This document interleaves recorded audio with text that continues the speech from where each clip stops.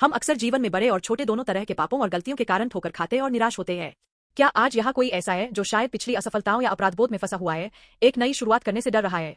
क्या आप शायद पूर्ण होने के दबाव में संघर्ष कर रहे हैं या पिछली गलतियों के लिए खुद को दोषी ठहरा रहे हैं जिन्हें आप माफ नहीं कर सकते? कई आधुनिक लोग इन चिंताओं के साथ जीते हैं। 2 शमूएल 24 में दाऊद एक बड़ा पाप करता है जिससे पूरे इजराइल में एक भयानक महामारी फैल जाती है। दाऊद अपनी गलती का एहसास करता है और पश्चाताप करने के लिए परमेश्वर के सामने आता है। फिर वह अरौना के खलिहान में बलिदान चढ़ाता है। आश्चर्यजनक रूप से जब दाऊद ने वहां परमेश्वर से प्रार्थना की तो परमेश्वर ने उसकी प्रार्थना सुनी और महामारी को रोक दिया। बाद में दाऊद का पुत्र सुलेमान इसी स्थान पर मंदिर का निर्माण करेगा जो इजराइल का केंद्र होगा। यह केवल बलिदान का स्थान नहीं रहा, यह एक पवित्र स्थान बन गया जहां सभी लोग परमेश्वर से मिल सकते थे और अपने पापों का प्रायश्चित कर सकते थे। यह हमें क्या बताता है?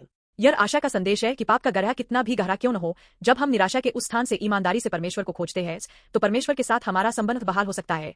यह दिखाता है कि हम पिछले पापों और असफलताओं से बंधे नहीं हैं और परमेश्वर की दया पर भरोसा करके हम नई शुरुआत कर सकते हैं। अंततः यह सारी बहाली एक ही व्यक्ति की ओर इशारा करती है, यीशु मसीह। हम कितनी भी कोशिश कर लें, अपनी ताकत से पिछले पापों और असफलताओं से बाहर निकलना मुश्किल है। हालांकि यीशु हमारे पापों के लिए क्रूस पर मर गया और फिर से जीवित हो उठा, जिससे परमेश्वर के साथ हमारे टूटे हुए संबंध पूरी तरह से बहाल हो गए।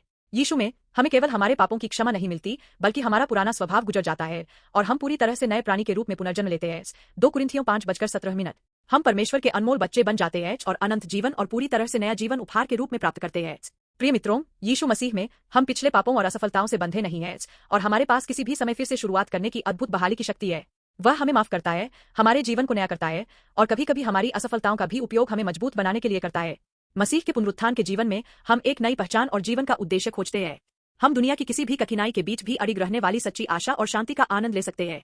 क्या आज यहाँ कोई ऐसा है जो पिछली घटनाओं से परेशान है या एक नई शुरुआत से डर रहा है?